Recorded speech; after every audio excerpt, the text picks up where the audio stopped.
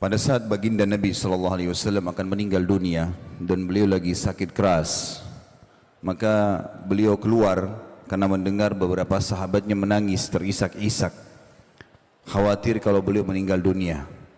Maka beliau pun keluar, kemudian naik di atas mimbar semampu beliau. Setelah memuji Allah Subhanahu wa taala dan bersalawat untuk diri beliau sallallahu alaihi wasallam, maka beliau mengatakan, wahai sekalian manusia, fa inna mau'iduna haud.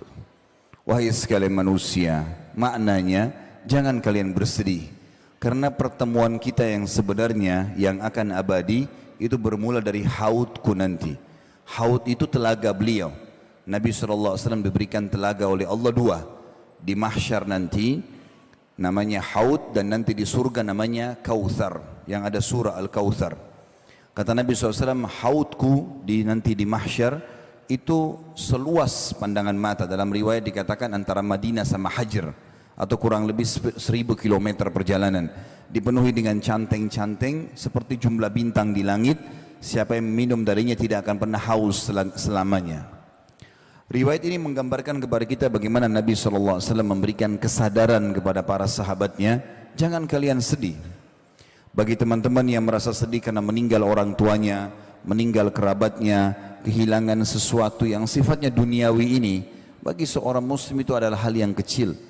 Kalau kerabat kita meninggal atau orang yang kita cintai, teman-teman sekalian, dia tidak hilang. Dia hanya mendahului kita menuju ke akhirat sana. Seorang muslim sangat yakin rukun iman dia yang kelima adalah iman kepada hari kiamat. Urutannya adalah meninggal, proses dicabutnya ruh, kemudian dimasukkan ke alam barzah di kuburan, kemudian pembangkitan di hari kiamat mahsyar, ditimbangnya amal baik amal buruk, lalu kemudian surga dan neraka. Dan kita sudah dapat rinciannya. Kita sekarang di duka bumi ini setiap saat ada buku sudah terjemahan bahasa Indonesia cukup banyak berhubungan dengan masalah surga. Apa saja berhubungan dengan surga itu, dari tanahnya, dayang-dayangnya, istanahnya, makanannya, minumannya, semua terinci. Kita sudah punya bocorannya. Dan neraka dengan siksa yang paling rendah sampai yang paling berat pun itu juga sudah diceritakan semuanya, sudah ada gambarannya. Maka seorang muslim sangat faham ada akhirat. Berarti orang-orang yang sedang kita cintai meninggal dunia itu, mereka sebenarnya tidak hilang, tapi mereka hanya mendahului kita saja. Saya pernah menghadapi ada ponakan saya di kota Makassar sini, umur 19 tahun, meninggal dunia, subhanallah. Sore hari, dia aman-aman saja, lagi ngantar kakak saya kebetulan, kakak kandung saya sendiri, ibunya, itu diantar pergi ke tempat kursus adiknya, kemudian rupanya dia pulang, dia sholat maghrib di rumah, lalu kemudian temannya telepon, minta dijemput di bandara Makassar. Dia keluar, habis sholat maghrib, begitu keluar dari pintu tol Makassar menuju ke bandara, ditabrak oleh mobil besar, truk, meninggal dunia di tempat. Tidak ada satupun kerabat yang tahu ini berita. Meninggalnya maghrib sekitar jam 6 sore, nanti jam 12 malam baru kami tahu. Saya pun lagi di Jakarta waktu itu, kemudian saya ditelepon oleh salah satu kakak saya juga. Kalau ponakan kita sudah meninggal, saya ambil pesawat pertama dari Jakarta, habis sholat subuh, ke Makassar. Begitu saya tiba di Makassar, di Panakukang Mas, tempat beliau, kemudian saya masuk, kerabat sudah mengatakan, kakakmu ini dari tadi malam gak bisa tidur, gak makan, selalu bangun, pingsan lagi, gak ada keluarga yang bisa hadapin. Maka saya dudukkan kakak saya bilang, kak duduk sebentar. Begitu beliau duduk, dan saya bilang, kebetulan anak ini bernama Hamdi, rahimahullah, sudah meninggal, ponakan saya. Lalu saya mengatakan, kalimat pertama saya, Hamdi ini tidak hilang. Itu bahasa saya pertama. Karena pemahamannya, kakak saya memahami anaknya sudah hilang. Hamdi ini tidak hilang. Kok bisa? Dia tiba-tiba duduk, lalu dia mengatakan, kok bisa? Bukan dia sudah meninggal? Saya bilang, iya. Sebagai seorang muslim, kita yakin dia tidak ada di depan mata kita sekarang, walaupun sudah dikubur, tapi kita sangat yakin akan bertemu di akhirat. Tidak mungkin tidak. Orang-orang yang meninggal terlebih dulu, seperti ibu kami sudah meninggal. Ada paman kami namanya Fulan, saya sebutin. Nama paman kita si Fulan, nama tante kita si Fulan, meninggal dunia semuanya. Toh juga mereka sudah menuju ke akhirat. Dan kita sedang menuju ke sana. Saya sama kakak pun ini sama-sama. Asal tiketnya sama, iman dan amal soleh nggak ada masalah. Maka akan ketemu di sana, dan itu kita yakin sekali. Sebagaimana dunia ini ada kehidupan akhirat di sana. terbaik kita kerjakan sini, kita akan panen di sana. Faman ya'mal mithqala dzarratin khairan yarah. Siapa yang buat seperti biji sawi dari kebaikan, yarahu, dia pasti akan diperlihatkan atau melihatnya. Wa may ya'mal mithqala dzarratin syarran yarah. Kalau diberhentikan bacanya yarah, tapi kalau dibaca langsung yarahu. Siapa yang berbuat seperti biji sawi dari keburukan, pasti dia akan temukan dan dilihat atau diperlihatkan kepadanya. Alhamdulillah setelah itu beliau jadi faham masalah ini. Juga teman-teman, itu bagi orang yang kehilangan kerabat. Kalau ada kehilangan benda, materi, seseorang kalau yakin adanya kehidupan akhirat, jadi ringan buat dia. Karena dia berpikir, oh orang ini sekarang ambil benda saya tagih dia nggak mau kasih, saya akan ambil di akhirat. Tidak ada sesuatu yang luput. Seorang muslim akan sangat tenang. Karena dia yakin ada hadis Nabi SAW, apakah kalian tahu siapa orang yang bangkrut? Kata para sahabat, ya Rasulullah, orang yang tidak ada dirham dan dinarnya. Bisnis bangkrut. Kata Nabi SAW, bukan. Itu kecil. Yang bangkrut sebenarnya adalah yang datang pada hari kiamat, membawa lengkap pahala solat, pahala puasa, pahala zakat. Tapi ya dia datang dari satu sisi pernah mencaci maki orang ini, pernah memukul orang itu, pernah mengambil haknya orang yang ini. Lalu mereka datang menuntut pada hari kiamat. Dan pada saat itu diberikanlah pahala-pahala dia kepada orang-orang yang menuntut ini. Kalau habis pahalanya, sudah dibayar-bayarin utang dia, gitu kan, kesalahan-kesalahan dia selama dunia tidak sempat dia minta maaf, maka akan diganti, akan diberikan dosa-dosa orang-orang yang menuntut dibebankan kepada dia. Maka dilemparlah dia ke neraka sejauh timur dan barat. Seseorang muslim sangat yakin teman-teman sekalian, kalau ada hak kita yang sedang diambil oleh orang lain, kita sudah minta di muka bumi ini, tidak juga bisa kita dapatkan, dengan cara dia memanipulasi data-data tersebut, tetap kita akan panen dalam bentuk pahala pada hari kiamat. Hasan Basri rahimahullah pernah dicaci maki dan digibah oleh seseorang, lalu kemudian dia baru mendapatkan satu tangkai kurma yang sangat segar, kemudian dia antar ke rumah orang tersebut yang menggunjing dia. Diantar ke rumahnya, lalu kemudian dia mengatakan, ini balasan terhadap kau telah memberikan kepadaku pahalamu, maka aku ganti dengan kurma ini. Seorang mukmin tahu betul tentang ada kehidupan akhirat dan membuat dia tentram. Benda apapun luput tidak ada masalah.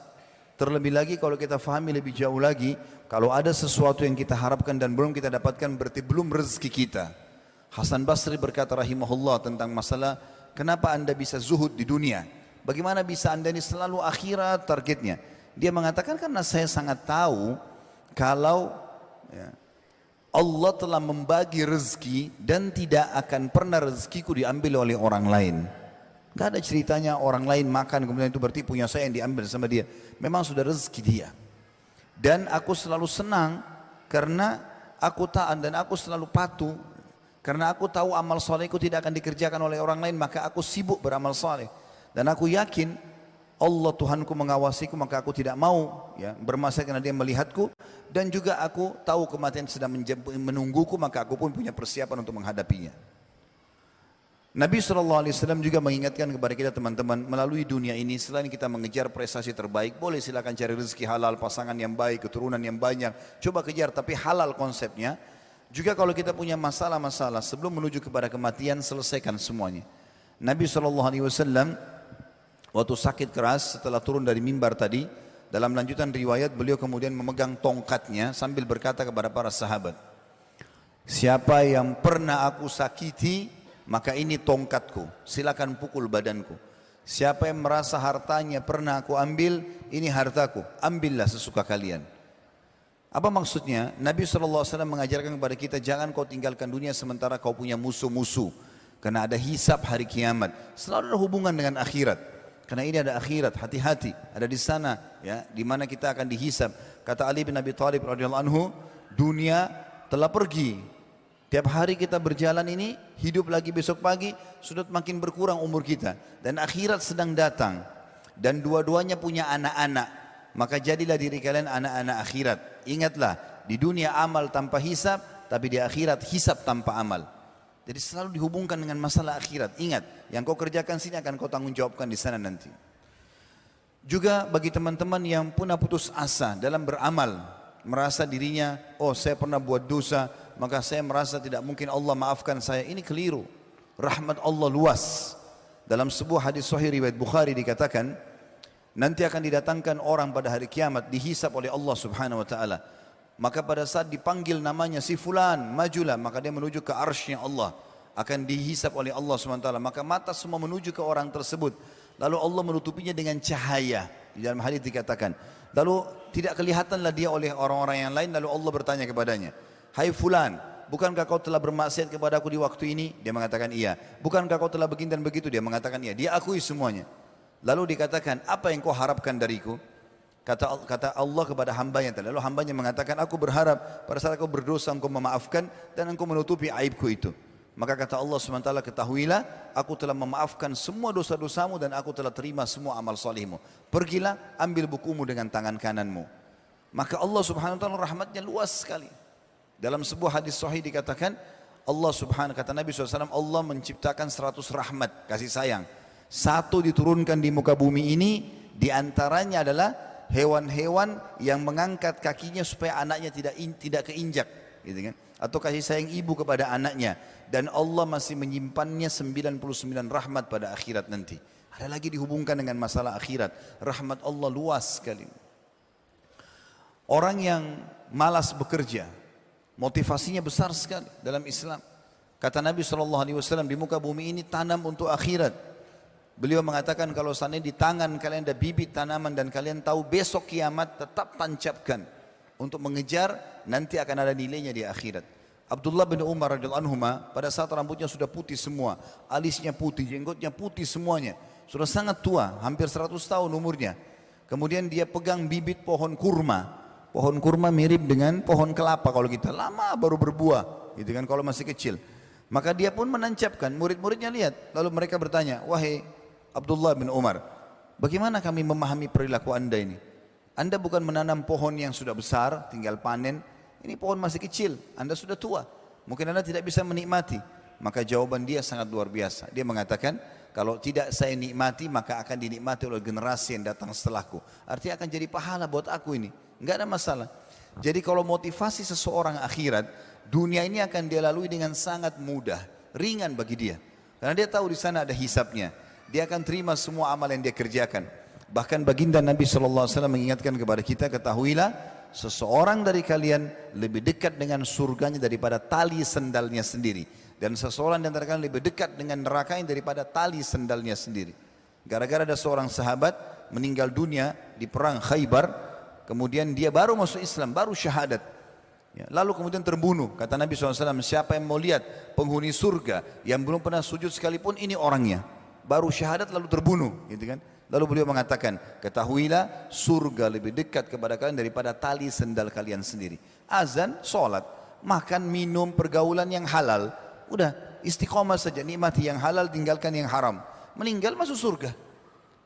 Buat masalah, gunjing orang, ghibah, ngambil haknya orang lain, ambil haknya ahli waris, ribut, bohong, dusta, menipu, segala macam, mati masuk neraka. Begitu mudahnya orang masuk ke surga dan masuk ke dalam neraka. Dan itu pasti terjadi. Kita harus sadar teman-teman sekalian, kita akan melalui seperti yang dikatakan Hasan Basri, hai anak Adam, kamu sebenarnya di muka bumi ini seperti bilangan, angka. Kalau bertambah satu hari, begitu kau buka matamu di pagi hari, maka berkurang bilanganmu satu. Kita sedang menuju ke sana. Maka harus kita hisab diri kita sendiri masing-masing. Ya, kita sedang menuju ke akhirat sana. Kita dengarkan bagaimana Nabi SAW mewasiatkan kepada kita tentang masalah perumpamaan bumi ini atau dunia ini. Kebanyakan orang sibuk mengejar tanpa mengenal mana halal, mana haram. Padahal sebenarnya teman-teman, kalau kita melihat dunia ini kecil sekali. Ya. Kalau kita lagi naik pesawat, mobil-mobil yang mewah pun yang biasanya kita bangga-bangga di sebelahnya, kalau sudah di atas pesawat kelihatannya seperti gentong-gentong kecil, gitu kan. Mungkin orang punya berlian sebesar bola basket pun, kalau orang mungkin kecil seperti cincin saya sudah sangat mahal. Kalau seperti bola basket sangat besar, tapi kalau orang naik di atas pesawat melihatnya maka tidak kelihatan lagi. Tanah yang diperebutkan kepada ahli atau dengan ahli waris sampai tumpahkan darah, itu juga kalau kita di atas pesawat kita lihat sangat kecil, nggak ada nilainya. Bahkan subhanallah pada saat kita meninggal tidak ada yang ikut semua itu. Apa yang selama ini diperebutkan, diambil haknya orang lain tidak akan ikut. Kata Nabi SAW, kalau anak Adam meninggal dunia akan ikut kepadanya tiga di kuburannya. Amalnya, ya, kemudian hartanya dan keluarganya akan pulang dua. Keluarganya akan pulang. Walaupun cinta seorang suami pada istri, istri pada suami, orang tua pada anak, tidak akan nginap sehari di kuburan itu. Akan pulang, meninggalkan kita nanti. Hartanya walaupun mewah mobilnya akan parkir di pagar kuburan, habis itu dibawa pulang jadi warisan. Yang tinggal bersama kita amal. Lihat bagaimana Islam datang memotivasi, ada akhirat, kejar di sana. Dunia tetap cari yang terbaik, tapi yang halal nikmati sebatas memang yang dibolehkan oleh Allah. Setelah itu kita menuju kepada akhirat. Jadi bukan masalah target di sini, karena kalau sudah target, yang jadikan target maka kita lupa ada akhirat, maka kita akan sikut sana, sikut sini, haknya orang lain diambil tanpa peduli mana halal, mana haram. Ada orang dari pagi bangun tidur sampai tidur lagi, itu kerjanya cuma cari musuh, cari haknya orang lain, tidak pernah berpikir untuk diri dia sendiri, karena tidak ada fikiran masalah adanya akhirat ini. Dalam sebuah hadis yang perlu kita renungi adalah hadis riwayat Imam Ahmad, kata Nabi SAW, inna mat'ama ibni Adam ju'ila mathalan di dunia. Ketahuilah, makanannya anak Adam itu dijadikan perumpamaan terhadap dunia ini. Wa in kazzahahu wa mallahahu. Walaupun makanan itu sudah dibumbuhi, sudah ditaruh garam, sudah terasa enak, fanzur ila ma yasir. Lihat nanti jadi apa itu. Tetap akan jadi kotoran. Maka Nabi SAW memberikan perumpamaan, itulah dunia, seperti itu. Walaupun kita hiasi, kita bagusin segala macam, toh akan ditinggalkan. Toh akan hancur hari kiamat.